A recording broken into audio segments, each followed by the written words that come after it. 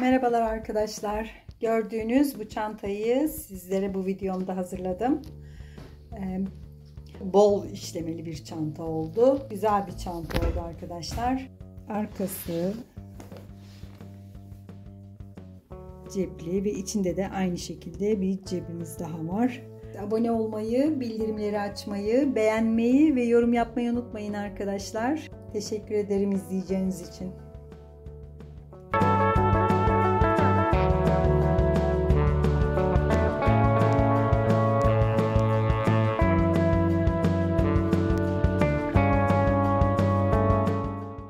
Evet, çantamızın yapımına başlıyorum arkadaşlar. Şimdilik bu kadar bir çizim yaptım. Buralara 2 santim arayla çizgiler çizdim. Altta da ve yukarıya doğru çizgiler çizdim. Ve arada 3 santimlik mesafe bıraktım. Şöyle yaptım daha doğrusu. Cetvelimin çizginin bu tarafına gelecek şekilde çizdim. Sonra tekrardan 2 santim ara bırakıp burayı tekrardan çizdim. Şimdi buralara bir çerçeve gibi düşündüm. Buraları süsleyeceğim arkadaşlar. Alt kısmı 48 santim geliyor. Birer santimde kenarlardan dikiş payı düşünürsek 46 santim geliyor. Üst kısmı da 41 santim geliyor. Şöyle yapayım. 42 santim geliyor. Buralardan da birer santim dikiş payı düşünürsek 40 santim, birer santim kenarlardan dikiş payı girecek. 40 santim. Derinlik üstten aşağıya boyu 41 santim. Ama ben tabi bu kısımlar buraya geçeceği için çantamız şu kısmının ölçüsünü de vereyim. 41 santim geliyor burası. Pardon. Evet, 41 santim geliyor. Şu kısımda bitireceğim arkadaşlar. 32 santim, yani çantamızın kullanış kısmı burası olacak. Yani burası altta kalacak. Orası da 32 santim geliyor arkadaşlar. Şimdi buralardan başladım iğnelemeye arkadaşlar. Dayanamadım, provasını yaptım. Buralarını kestim. Köşelerini. Buralardan bakacağım, deneyeceğim. Eğer olmazsa buralarına sadece boncuk takıp bu iplerini kısa kesmeyi düşünüyorum. Şöyle bu köşesine de bıraktım birazcık.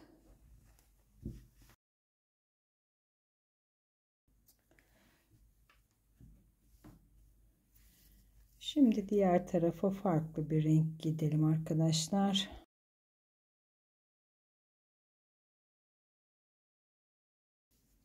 Evet, şu iç kısımlarına da bu şekilde pen iplerimi takacağım. Önce bu 2 sırayı işlemeyi düşünüyorum arkadaşlar.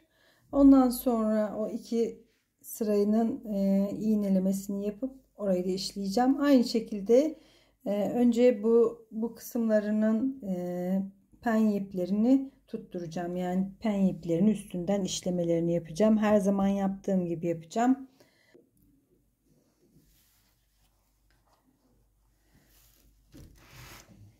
Evet. Şimdi burayı önce bir kilitliyorum arkadaşlar.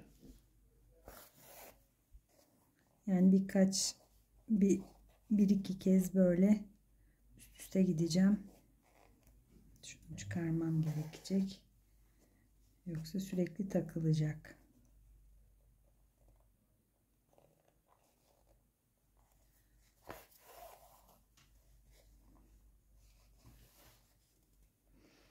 Sonra Bunu biraz sık yapayım.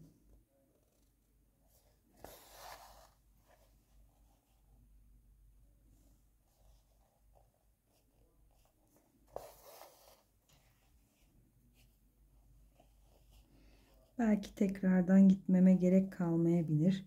Bunu bu sefer bu şekilde yapayım.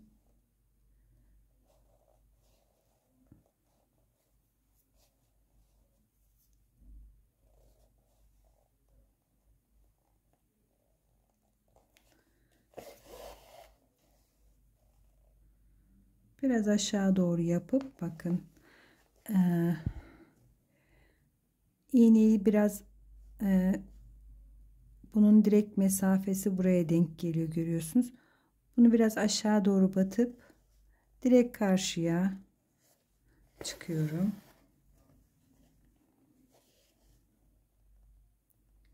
Biraz aşağıya batıp karşıya çıkıyorum. Biraz da şöyle çektirirsek daha böyle pıtır pıtır bir görüntü oluşuyor en azından.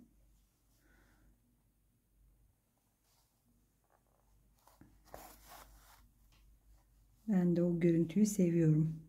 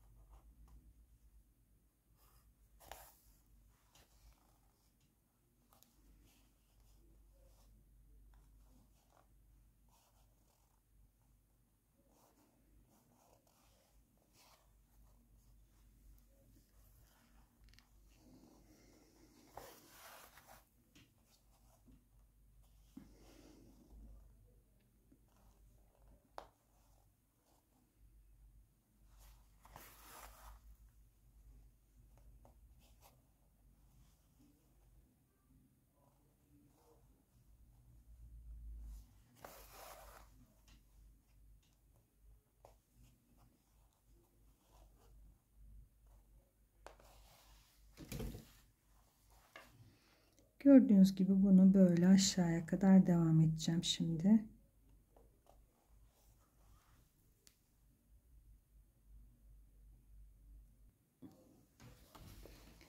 Evet, şimdi geri dönmeye başladım.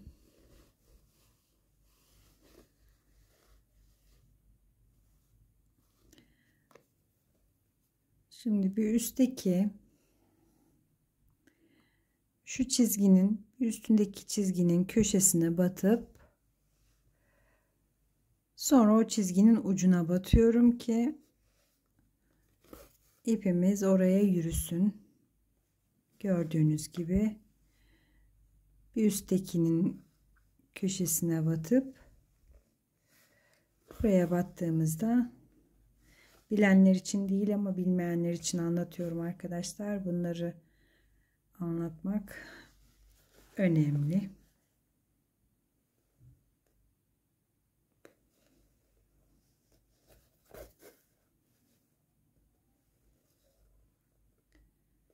Evet, bunu da bu şekilde yukarıya doğru işleyeceğim. Diğer taraflarını da aynı şekilde devam edeceğim arkadaşlar. Gördüğünüz gibi böyle çarpı çarpı işlemiş oluyoruz. Evet, penye iplerimin işlemelerini bitirdim arkadaşlar. Ve şu aradaki kısımları işlemeye başladım. Şimdi bunun işlemesini göstereceğim. Penye iplerimi daha önceki yaptığım çantalarımdan bilirsiniz. Aynen bu şekilde işledim. Başında göstermiştim size. Şöyle kısımlarını yaptım. Burada biraz bir kısım kaldı. Orayı da yapacağım ve iç kısımlarındaki ara boşluğu da dolduracağım. Ama bu kısma farklı bir şey yapmayı düşünüyorum. Şu ve şu aralığa aynı deseni işleyeceğim arkadaşlar. Şimdi arkadaşlar bu üçgenlerimi gördüğünüz gibi ters yüzleri birbirine bakıyor. Yukarıdakileri aşağıya doğru, aşağıdakileri de yukarıya doğru üçgenlerin yüzünü verdim.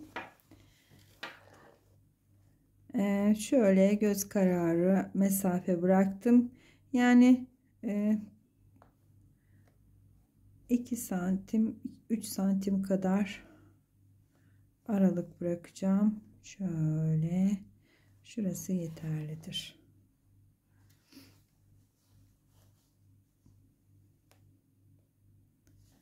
Evet.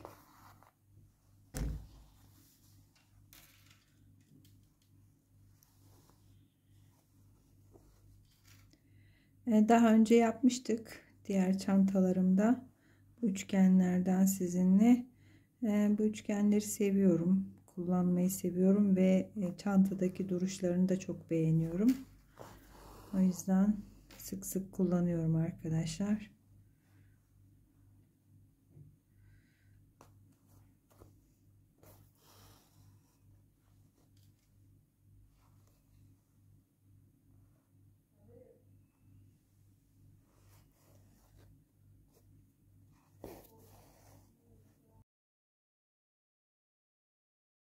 Bir tane de buraya yapacağım şimdi. Aynı üçgeni tam tersine yapacağım. O şekilde devam edeceğim. Aşağılı yukarılı ilerleyeceğiz. Siz 3 santim gibi ölçebilirsiniz. Aralara zincir işi yapacağım için mesafeyi öyle tuttum arkadaşlar. Onun üstlerine de bu şekilde boncuklar işleyeceğim. O iki zincirin arasına, şu araya bu şekilde boncuklar yapacağım. Bir kısmını yapmaya başladım size göstermek için.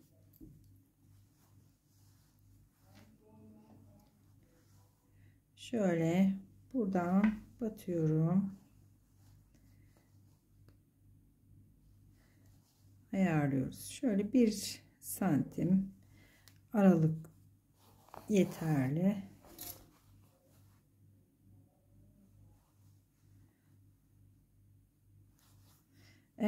Burayı battığımızda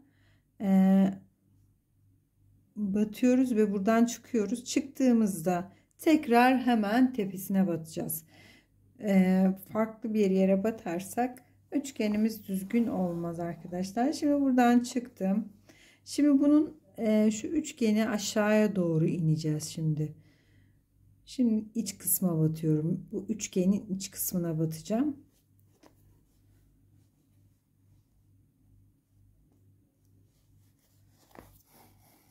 Gördüğünüz gibi. Şimdi tekrar hemen bu üçgenin içteki üçgenin üst kısmına battım. Bu şekilde aşağı kadar devam edeceğim.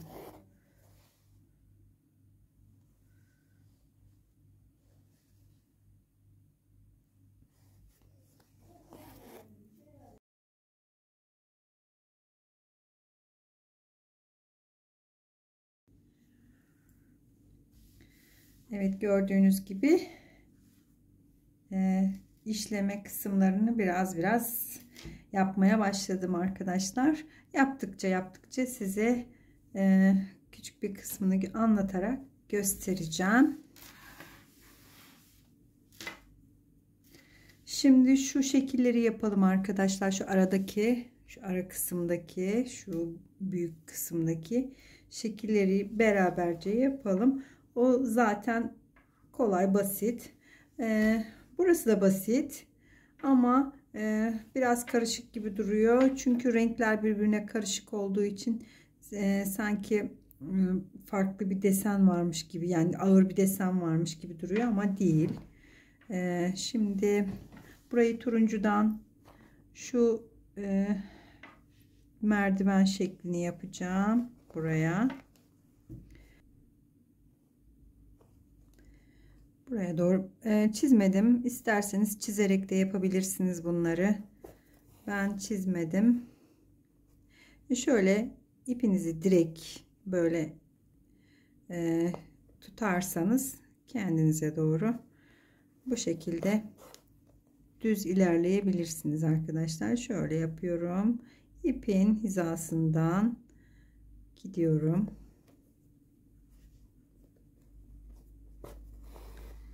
İğneyi hep ipin şöyle, burayı bir yuvarlak düşünün. Bir önceki zincirin içine batıp şu ip hep iğnenin önünde kalacak. İpi çektiğimiz zaman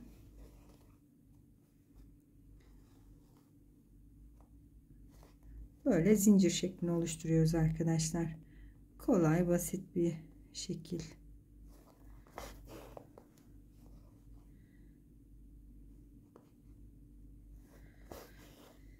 Evet, şimdi buradan şöyle göz kararı yapıyorum. Buraya batıyorum arkadaşlar.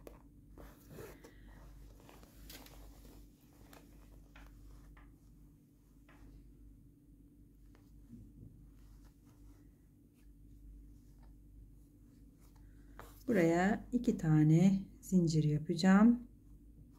Sonra alt kısmına geçeceğim. Ay, görünüyor mu?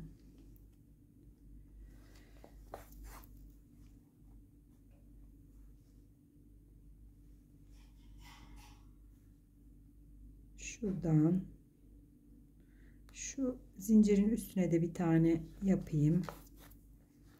Şimdi bir alt kısmına geçtik. Buradan da 2 tane zincir yaparak merdivenin ilk basamağını yaptık. Hemen yan tarafa geçiyorum. Buradan da aşağıya doğru ikinci basamağı yapıyorum.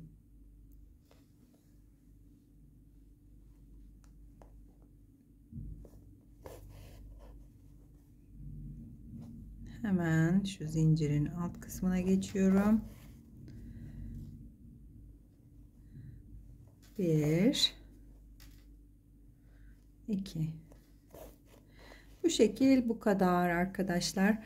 Aynı şekilde yukarıya kadar böyle çizgi çizgi olacak şekilde yaptım. Şekillimizin arasına belki boncuklar yerleştirebilirim ama böyle de şık ve güzel görünüyor. İlk çantamı, ilk videolarıma başladığım çantamı aratmayacak güzellikte bir çanta olacak eminim. Ben çok beğendim. Çok yakıştı şekiller birbirine. Biraz geometrik şekiller. Bu şeklimizi yapalım arkadaşlar. Şöyle yarım kare şeklinde aşağıya yukarıya, aşağı yukarıya böyle bir şöyle bir C şekli yapıyoruz. Hatta bu ipi hiç çıkartmayayım. Bu kadarcık ip yeterli bana. Oraya aynı turuncudan devam edelim.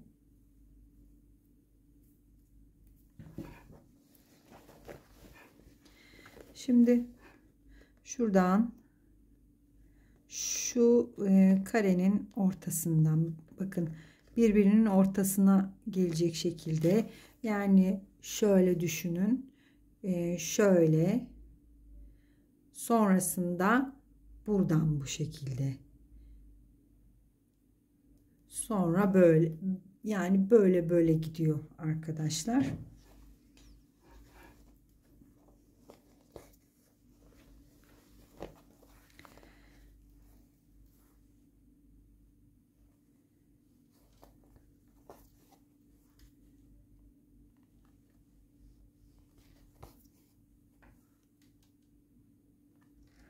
Evet, şimdi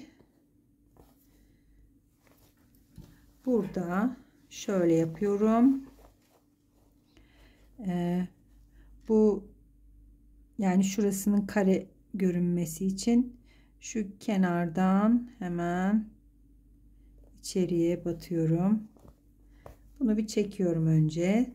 Sonra bu içeriye tekrar batıp ilerliyoruz. Çünkü orayı bir yapmazsak kayma oluyor. Şurada bir tane yapmıştım. Onu göstereyim. İşte şu şekilde oluyor arkadaşlar. O yüzden burayı bir atlamışım. Bunları ilk yaptıklarımı.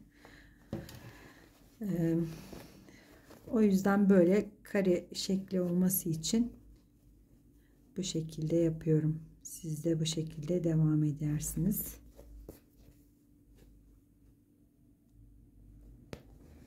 Şöyle.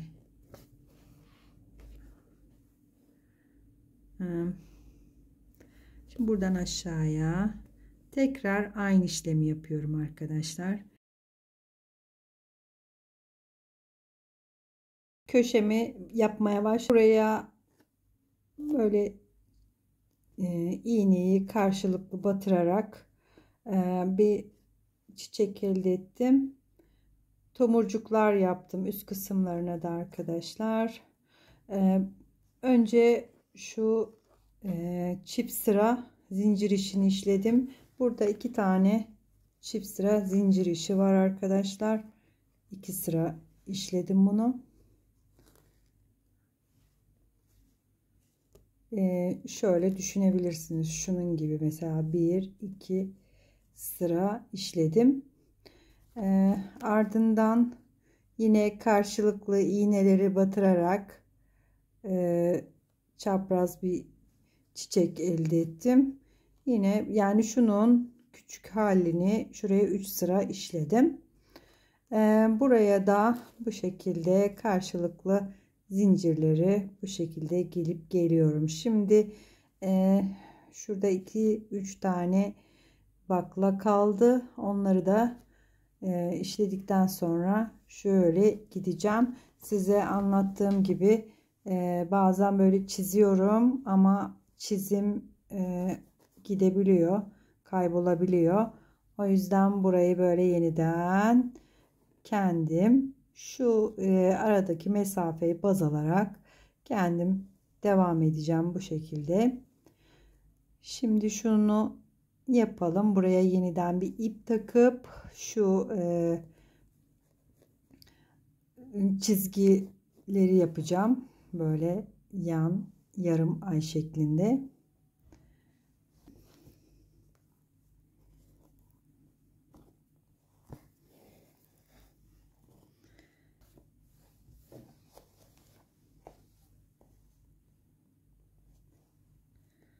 Buradan böyle batıyorum.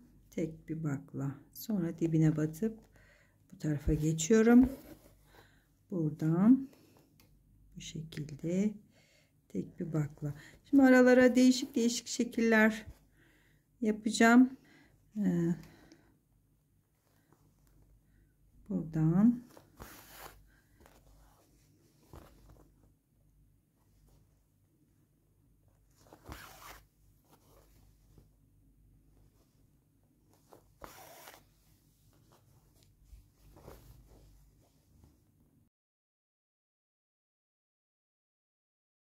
çantamızın işlediğimiz kısımlarını tekrardan buradan baştan bu tarafa doğru işliyorum. Biraz kalın olması için yani istiyorsanız çift kat iple de yapabilirsiniz. Daha kalın bir iple yapabilirsiniz ya da penye ipler kullanarak da yapabilirsiniz.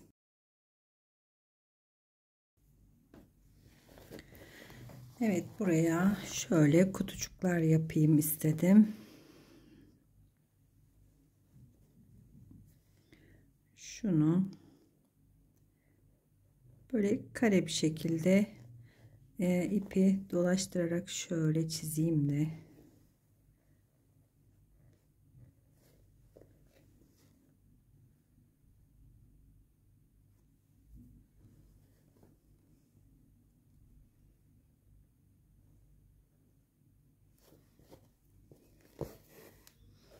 Simetrik olsun istiyorum ama. Bir tık daha içeriden.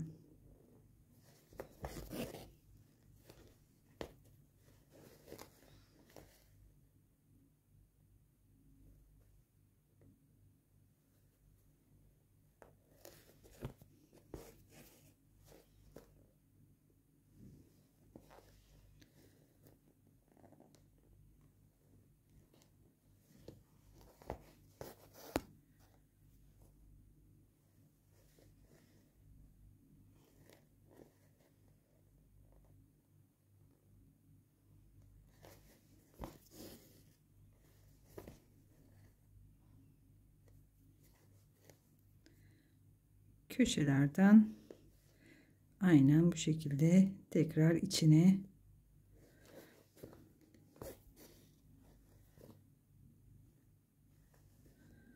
batarak gideceğiz.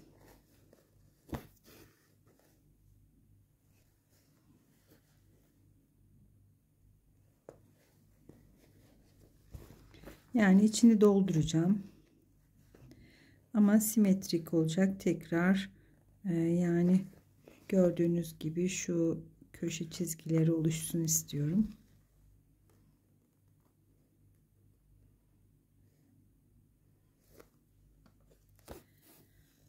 Evet.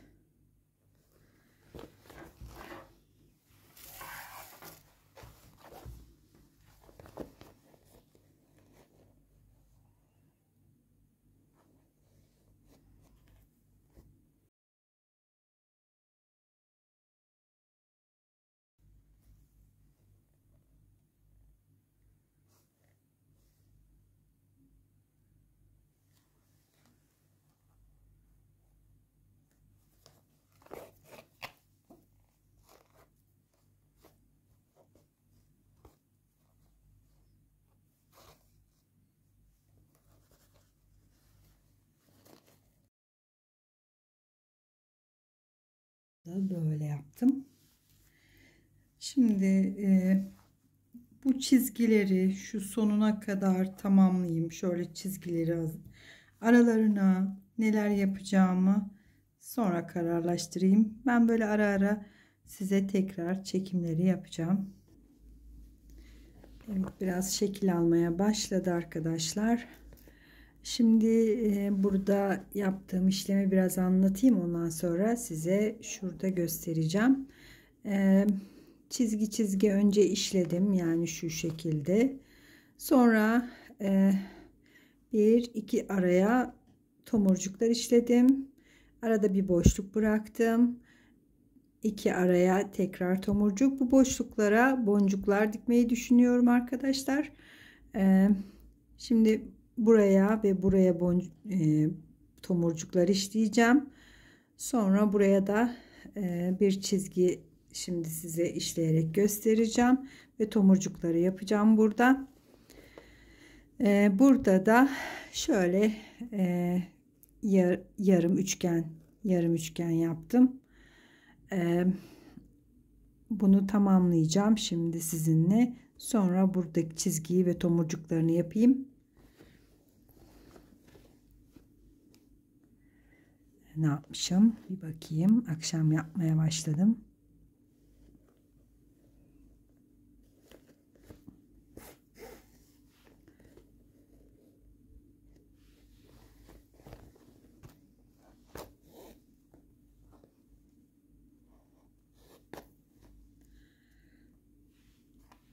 Bu ipin böyle çektiğimiz zaman ip kendi içinde helezonlaşıyor. O yüzden takılabiliyor arkadaşlar. Yani o benim zorlanmamdan kaynaklı bir şey değil.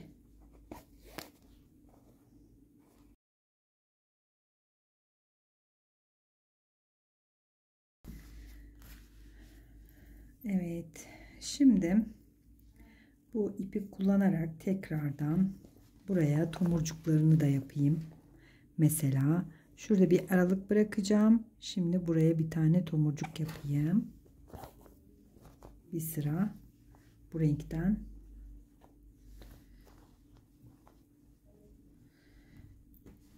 Beş altı kez doladım.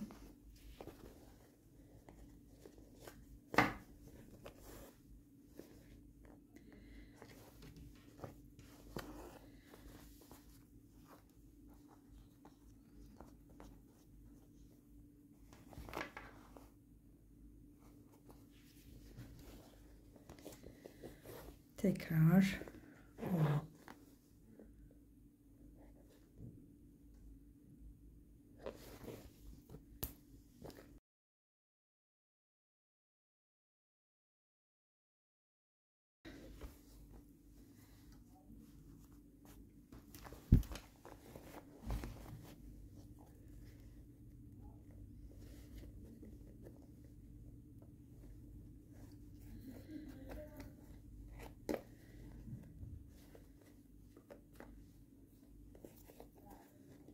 sıkıştırıp kilitlememiz gerekiyor. Yoksa ipimiz işlediğimiz yer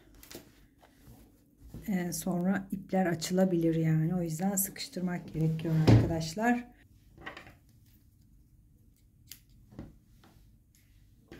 Üstteki şu çarpı işlemlerini göstereceğim. Onu daha önce başka bir şeyde yapmıştım. Size göstermiştim ama siz yeni izleyenler olabilir.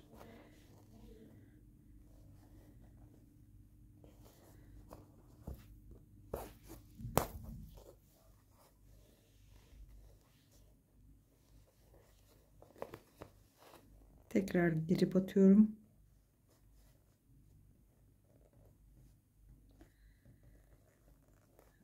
Evet.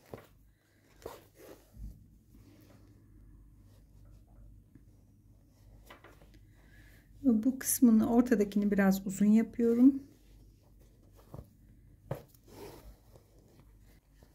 İğnemizi ters yöne işliyoruz yani. İpi bu şekilde takıyorum.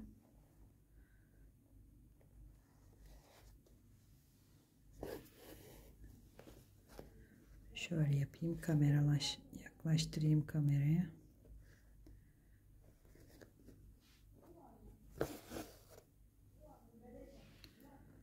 Evet.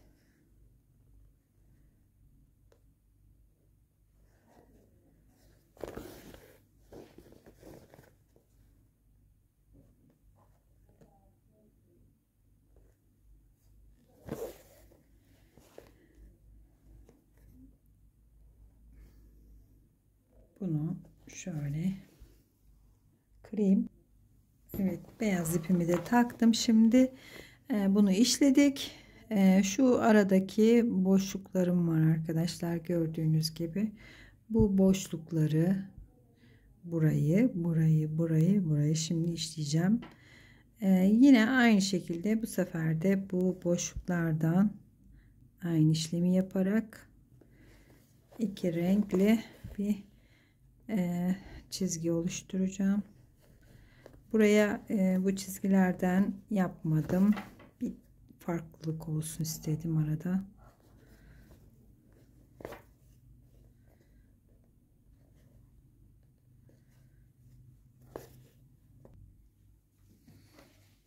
Evet, şimdi şu çiçeklerini yaptım birazcık arkadaşlar. Buraya şimdi bir tane beraber yapacağız sizinle.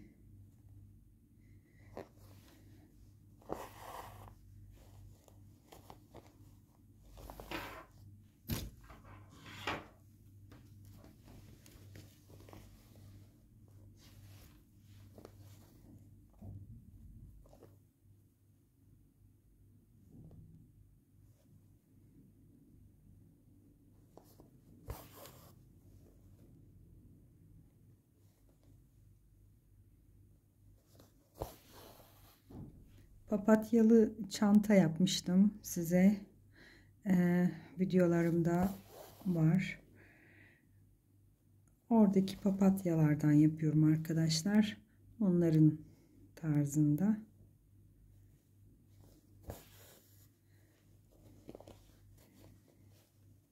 Şimdi bir tık ilerisinden batıyorum. Tekrar buradan çıkıyorum.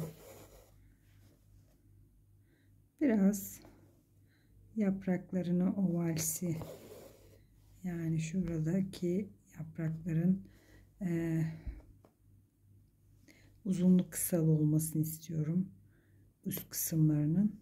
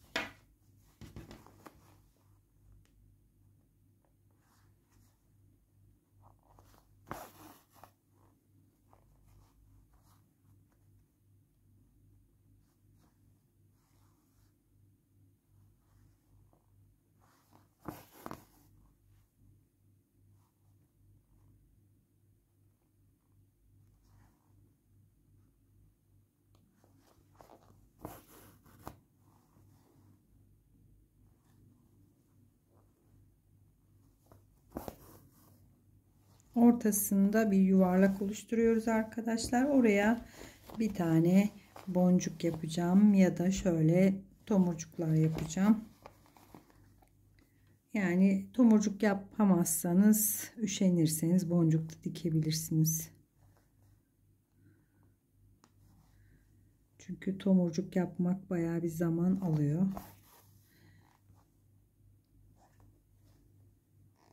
Ben bu çantamda gün gün ilerledim. Çünkü bir anda bir yerine bir şeyi yapmaya karar vermek bayağı bir zaman alıyor. Bazen söküyorum, bazen beğenmiyorum.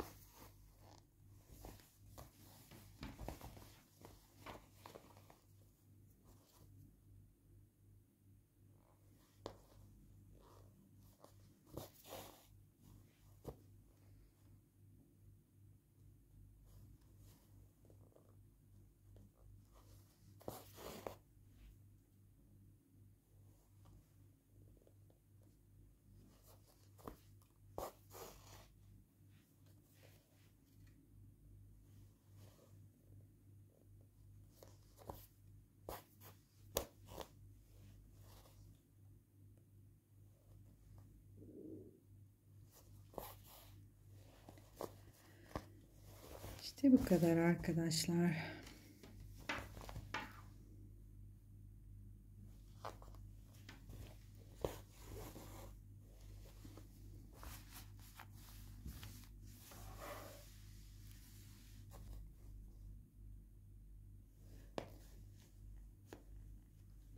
Oradan bu üçgenin içine geçeceğim. Buraya batıyorum. Buradan tekrar bu üçgenin içine geçiyorum.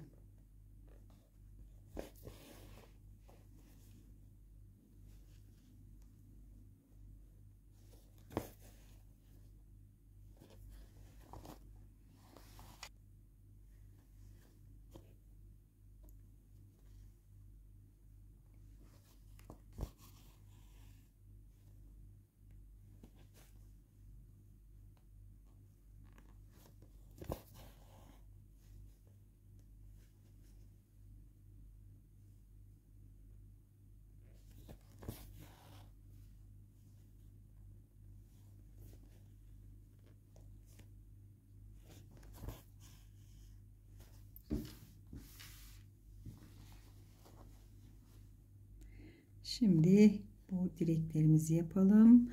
Bu üçgenlerin ortasına küçük boncuklar yerleştireceğim arkadaşlar.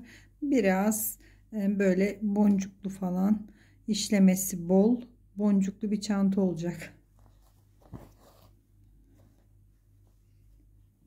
Biraz fazla yorucu bir çanta oldu benim için.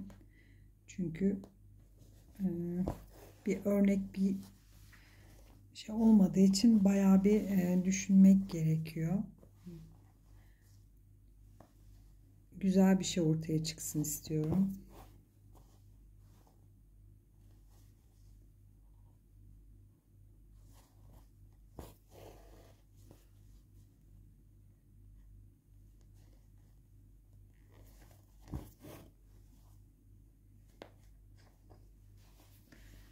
Evet, şimdi bu üç tanenin üstüne beyaz tomurcuklarımızı da yapalım. Şimdi bakıyoruz. Doladım, batıyorum. Tomurcuk yapmayı biliyoruz artık. Hep beraber öğrendik.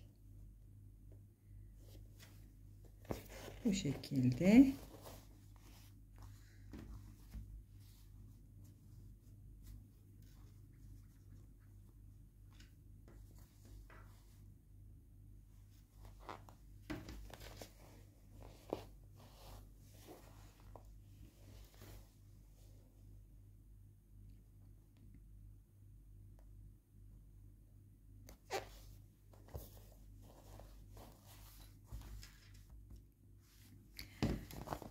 Şöyle çizgilerimi verev işledim.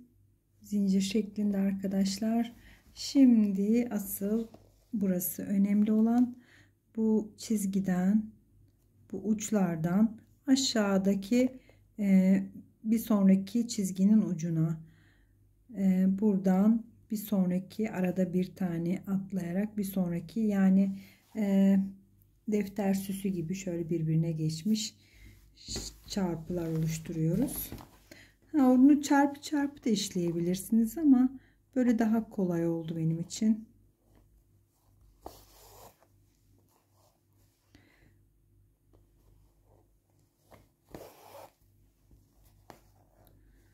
Aralarına da küçük küçük çiçekler yapacağım. Minik minik güzel bir şey olacak.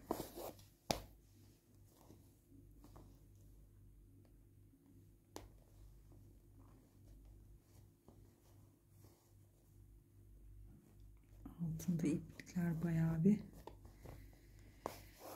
üst üste geldiği için bazen ipliklere takılıyor iğnem.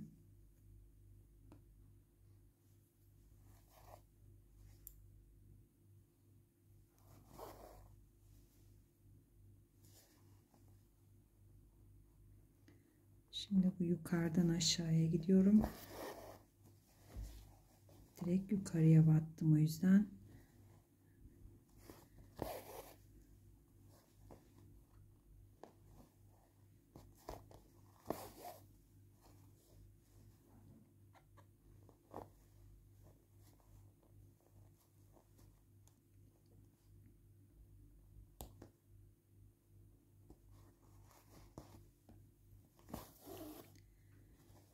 Boncuk süslemelerini ben kendim yapacağım arkadaşlar.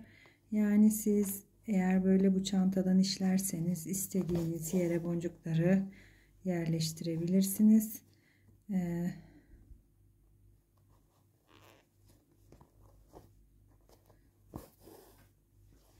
Ben de kendime göre uygun gördüğüm yerleri boncuklarla süslemeyi düşünüyorum. Bunun için bir sürü güzel boncuklar almıştım. Onları kullanacağım bu çantamda.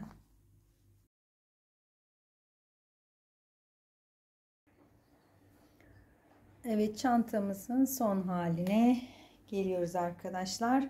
Şimdi kumaşımın üstüne parçalarımı yatırdım. Etraflarından kesip astarını hazırlıyorum. Astarını kestikten sonra iğneleyeceğim. Yan yana birleştireceğim. Önce astar kumaşlarını birbirine birleştireceğim. Sonra kot kumaşları birbirlerine birleştirip sonra astar ve kotu birbirine birleştirerek çantamızı oluşturacağız arkadaşlar. Evet, çantamızın arka cebini de hazırladım arkadaşlar. Gördüğünüz gibi buraları böyle çarpı çarpı işledim. Bu kolay, biliyorsunuz, çarpıyı burada işliyoruz. Bunu yapabilirsiniz diye göstermek istemedim. Şimdi çantamın dikişine başlıyorum. Evet, astar kumaşımı da birbirine birleştirdim. Gördüğünüz gibi iğneledim. Bu iğnelediğim kısımlardan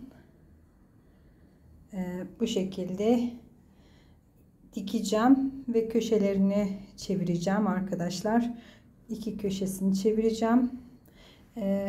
Bu iğnelediğim kısmı kaymasın diye iğneledim sadece. Bu iğneli orayı dikmiyoruz. Sadece etrafını dikeceğim. Şimdi oraların dikişlerini yapayım. Sonra köşe çevirmesini yapacağım arkadaşlar. Şimdi etraflarından dikişlerini yaptım arkadaşlar. Buraların böyle dikişlerini tamamladım. Bütün bir kenarının köşelerini bu şekilde iğneledim. Her iki köşesini de birbirine, bu yan kısım ve alt kısımdaki çizgileri üst üste gelecek şekilde iğneledim. Buradan dikiş yapacağım arkadaşlar.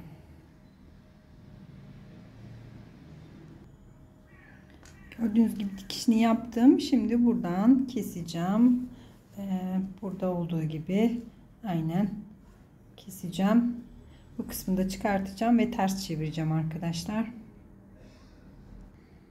Evet, ters çevirdim. Bu kısmını, çantamızı birbirinin içine geçirdikten sonra bu kısımdan ters çevireceğiz. Çantamı şimdi astarını tekrar ters çevireceğim. Diğer kısmını da diktim. Gördüğünüz gibi çantamın birbirinin içine geçirerek sonra ağız kısımlarından, sap kısmından dikmeye başlayacağım arkadaşlar. Diğer videolarımda da bu çantadan çok diktim. Diğer videolarıma bakarak bir fikir edinebilirsiniz arkadaşlar. Şimdi çantayı iç içe geçirdim. Şimdi astarımızı ters çeviriyoruz arkadaşlar. Astarımız ters. Gördüğünüz gibi astarımızın cep kısmı iç kısımda kalıyor. Yani astarımı diktiğim cebimiz iç kısımda kalıyor. Bu kısmı da düz bir şekilde tutuyoruz. Birbirinin içine geçiriyoruz arkadaşlar. Bunu ters çevirdiğimiz zaman astarımız direkt içine giriyor. O zaman daha düzgün bir dikiş yapabiliyoruz. Şimdi ağız kısımlarını bu şekilde iğneledim. Bu kenarlardan şu kısma kadar dikeceğim arkadaşlar. Bu kısımları da, yani her iki kenarı da böyle dikeceğim. Buraya kadar boşluk bırakacağım ki sapları birbirine birleştirdiğimizde orayı rahat rahat birbirine birleştirebilelim. Şimdi tersine çevirdim arkadaşlar. Gördüğünüz gibi iç kısmını bu şekilde içine doğru yerleştirdim ve buralardan kenar kısımlarını hep bu şekilde iğneledim. Şimdi saplarını, bu kısımlarını birleştireceğim. Size bu kısımlarını yapmayı göstereyim.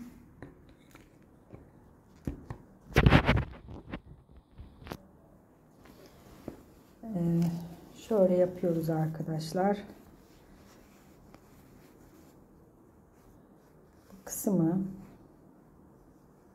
bu şekilde iğneleyeceğim.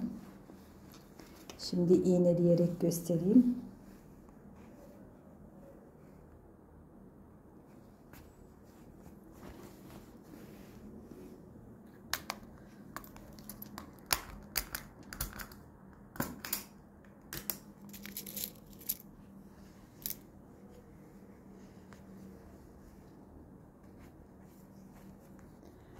Buralarını iğneledik.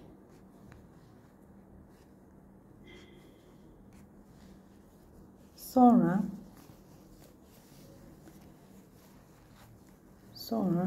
bunları astarının iğnelemesini yapacağım.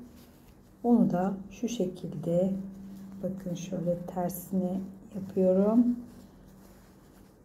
Bu kısmını bu şekilde çevireceğim. Bu iğnelediğim yerlerden önce bir dikişini yapacağım arkadaşlar.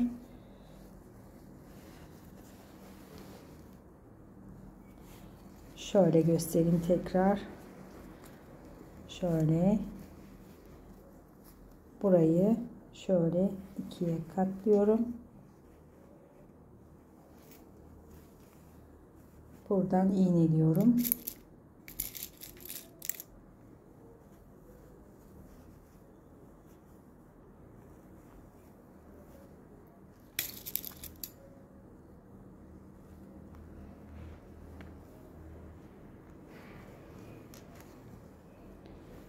Ve şöyle gördüğünüz gibi iğnelediğim yerlerden dikişlerini yapacağım.